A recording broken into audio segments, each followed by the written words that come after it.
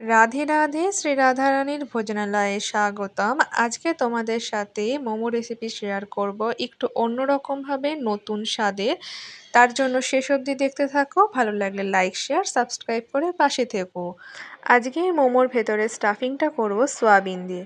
সোয়াবিনটা গরম জলের মধ্যে 5 মিনিট ফুটিয়ে নিতে হবে লবণ দিয়ে। তারপর জল থেকে একদম চিপে বার করে নিতে হবে, মানে সোয়াবিনের মধ্যে কোনো রকম জল রাখলে হবে না।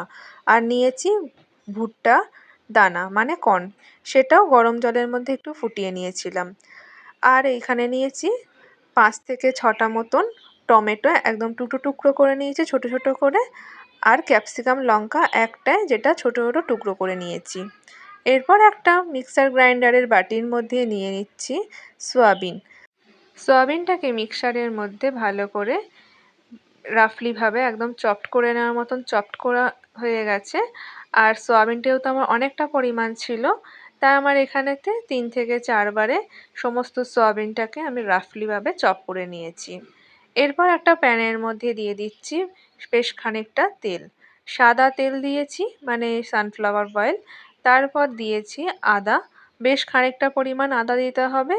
আর দিয়ে দিয়েছি কাঁচা লঙ্কা, 6টা মতন কাঁচা লঙ্কা ছোট ছোট টুকরো করে দিয়ে দিয়েছি। একটু নেড়ে চেড়ে নিয়েছি যাতে আদা ফোড়নটা না পুড়ে যায়। এরপরেতে দিয়ে দিলাম ক্যাপসিকাম লঙ্কা আর টমেটোটা। ক্যাপসিকাম আর টমেটোটা নরম হয়ে গেলে তারপর বাকি উপকরণগুলো দেব। ক্যাপসিকাম আর টমেটোটা যাতে তাড়াতাড়ি নরম হয়ে যায় তার জন্য একটু অল্প করে লবণ দিয়ে দেবো, আর দিয়ে ঢাকনা দিয়ে দেবো। 2 থেকে 3 মিনিট গ্যাসের ফ্লেমটা কমিয়ে রাখলেই কিন্তু টমেটো আর ক্যাপসিকামটা খুব সহজেই নরম হয়ে যাবে। আজকে আমি অনেকটা পরিমাণ সয়াবিন নিয়েছি, যেহেতু আমি এখানেতে অনেকটা পরিমাণ মোমো রেডি করব, এই কারণেতে সয়াবিনের পরিমাণটা আমার বেশি ছিল। আর সয়াবিনটা ব্লেন্ডারের মধ্যে ব্লেন্ড করার পরেও পরিমাণটা অনেকটা বেশি হয়ে গেছে। এরপরেতে আমার এই প্যানের মধ্যে আর সয়াবিনটা আমি করতে পারবো না, তখন একটা বড় কড়াই নেব। তো এখানেতে এখন দিয়ে দিলাম ঢাকনা খোলার পরে ভুট্টার এই দানাগুলো। ভুট্টার এই দানাগুলো যদি কাঁচা নিয়ে আসা হয় বাজার থেকে, তাহলে অবশ্যই গরম জলের মধ্যে এটাও লবণ দিয়ে 5 মিনিট ফুটিয়ে একটু সিদ্ধ করে নিতে হয়। ভুট্টার দানাটি এর সাথে খুব ভালোভাবে নেড়েচেড়ে রান্না করে নিলাম 5 মিনিট হাতে সময় নিয়ে। এরপরেতে দিয়ে দিচ্ছি অল্প অল্প করে সয়াবিনটা। সয়াবিনের পরিমাণটা যেহেতু অনেকটা ছিল, এখন আর আমি এই প্যানের মধ্যে নেড়েচেড়ে আর রান্না করতে পারবো না, তাই একটা বড় কড়াই বসিয়ে দিলাম। আর কড়াইয়ের মধ্যে বেশ খানিকটা এই সানফ্লাওয়ার অয়েল দিয়ে দিয়েছি। তারপর দিয়ে দিচ্ছি আদা। এখানেতে আদার পরিমাণটা একটু বেশি রেখেছি, যেহেতু আর স্টাফিংয়ের মধ্যে অন্য কোনো মশলা দেব না। তো এখানেতে 7 থেকে 8 ইঞ্চি মতন আদাটাকে একদম গ্রেটারের মাধ্যমে গ্রেট করে দিয়ে দিয়েছি। আর তারপর কাঁচা লঙ্কা, যেটা 6টা মতন দিয়েছি। ক্যাপসিকাম টমেটোর সঙ্গেও কিন্তু 6টা মতন কাঁচা লঙ্কা দিয়েছিলাম। আর এরপর যখন কড়াইয়ের মধ্যে দিয়ে দিলাম তখনও কিন্তু 6টা মতনই কাঁচা লঙ্কা দিয়েছি। স্টাফিংটা যেহেতু অনেকটা পরিমাণ দেখেই আপনারা বুঝতে পাচ্ছেন, এর কারণেতেই আদা আর লঙ্কার পরিমাণটা আমি একটু বেশি রেখেছি। তাতে কিন্তু স্বাদটা খুব ভালো হয়। আর আদার যে ফ্লেভার, কাঁচা লঙ্কার যে ফ্লেভার, সেই স্পাইসি ব্যাপারটা এর মধ্যে চলে আসে। তো এখন স্বাদ মতন দিয়ে দিচ্ছি লবণ। তারপর দিয়ে দিয়েছি অল্প একটু শুকনো লঙ্কার গুঁড়ো, আর দিয়ে দিয়েছি চিনি। আর তার সাথে দিয়ে দিয়েছি গোলমরিচের গুঁড়ো। গোলমরিচের গুঁড়োটা অবশ্যই দেবেন, এতে সেন্ট যেটা সেটা খুব সুন্দর হয়। এরপর খুব ভালোভাবে মিশিয়ে এখন রান্না করব, যাতে সয়াবিনের যে কাঁচা গন্ধটা তাড়াতাড়ি চলে যায়। তাই হাতে সময় নিয়ে মাঝে মাঝেই এরকমভাবে নেড়েচেড়ে একদম উল্টে পাল্টে রান্না করে নিতে হবে, যাতে সয়াবিনের যে কাঁচা গন্ধটা খুব তাড়াতাড়ি চলে যায়।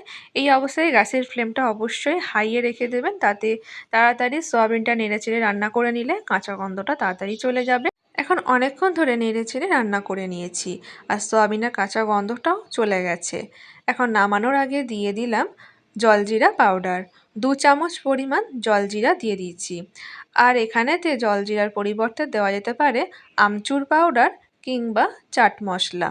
তো এখানেতে জলজিরা পাউডারটা দেওয়ার পরে খুব ভালো করে মিশিয়ে নিলাম, আর আমাদের স্টাফিংটা রেডি হয়ে গেছে। স্টাফিংটা এখন ঠান্ডা হোক, তারপরে একটা ডো তৈরি করে নেব আটা আর ময়দার মিশ্রণে। এখানেতে 3 কাপ পরিমাণ আটা নিয়েছি, 1 কাপ পরিমাণ ময়দা নিয়েছি। আর লবণ দিয়ে দিচ্ছি, ভালো করে মিশিয়ে নিয়ে তারপর অল্প অল্প জল দিয়ে একটা ডো তৈরি করব। আমরা রেগুলার যে রুটি খাই, রুটি খাওয়ার জন্য যেমন একটা ডো তৈরি করি, ঠিক তেমনই একটা ডো তৈরি করে নেব। একদম নরম নয়, আবার একদম শক্ত নয়, একটা মিডিয়াম একটা স্ট্রাকচারের মধ্যেই ডোটাকে রেডি করে নিতে হবে। এখন অল্প অল্প জল দিয়ে এখন ডোটাকে রেডি করে নিচ্ছি। আর জলটা আমার এখানেতে নর্মাল জল নিয়েছি, কোনো রকম উষ্ণ কিন্তু গরম জল নিইনি। অল্প অল্প জল দিয়ে এখন ডোটাকে রেডি করে নিয়েছি। আর ডো থেকে এখন ছোট্ট ছোট্ট করে একদম একটা লেচি বানিয়ে নিচ্ছি। লুচি বানানোর জন্য যেমন ছোট ছোট করে লেচি বানাতে হয়, ঠিক তেমন লুচি বানানোর মতনই ছোট্ট ছোট্ট করে লেচিগুলো বানিয়ে নিচ্ছি। একদম এরকম ছোট ছোট বল রেডি হয়ে গেছে এখন আটার থেকে। এরপরেতে অল্প অল্প আটা ছড়িয়ে এবার বেলে নেব। এখন আমি প্রায় 10টা মতন এরকম ছোট্ট ছোট্ট করে লুচি একদম রেডি করে নেব। তারপরেতে স্টাফিং দিয়ে 10টা মতন মোমো রেডি করে স্টিম হতে দেব। তাই প্রথমেতে আগে 10টা মতন রুটি বেলে নিচ্ছি, তারপরেতে স্টাফিংগুলো দেব। 2 চামচ মতন স্টাফিং দিলেই কিন্তু একদম ভেতরটা ভর্তি হয়ে যাবে। তো আমি এখানেতে স্টাফিং দিয়ে এবার ঠিক মোমোর মতনই মোড়ার চেষ্টা করে নিচ্ছি। যেহেতু দোকানের মতন অতটা ভালো মুড়তে পারবো না, তবুও চেষ্টা করেছি। তবে বুঝতে পারলাম মোমোর এই মোড়াটা কিন্তু খুব একটা কঠিন নয়। মুড়তে মুড়তে কিন্তু আমার ঠিক সোজাই লেগেছিল বিষয়টা। প্রথমে এই একটা সাইড থেকে এরকম কুচি কুচি করে মুড়তে হবে, আর একটা সাইড কিন্তু এরকম সমানই থাকবে। এরকম মুড়তে মুড়তে দেখলাম বেশ সুন্দরভাবে প্রত্যেকটি আমি মুড়তে পারছিলাম। এরপরেতে একটা পাত্রের মধ্যে অনেকটা পরিমাণ জল বসিয়ে দিয়েছিলাম। আর জলটা যখন এরকম টকবক করে একদম ফুটতে থাকবে, আর তখন একটা এরকম ছিদ্রওয়ালা থালা বসিয়ে দিয়েছি। আর সেই থালাতে অল্প করে তেল মাখিয়ে এখন এই মোমোগুলোকে দিয়ে দিচ্ছি।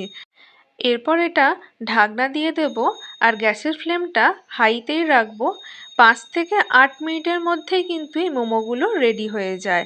তারপরে আমি মোটামুটি 7 থেকে 8 মিনিট পরে ঢাকনাটা খুলে নিয়েছিলাম। তারপর মোমোগুলো কিন্তু এই রকম দেখতে হয়েছিল।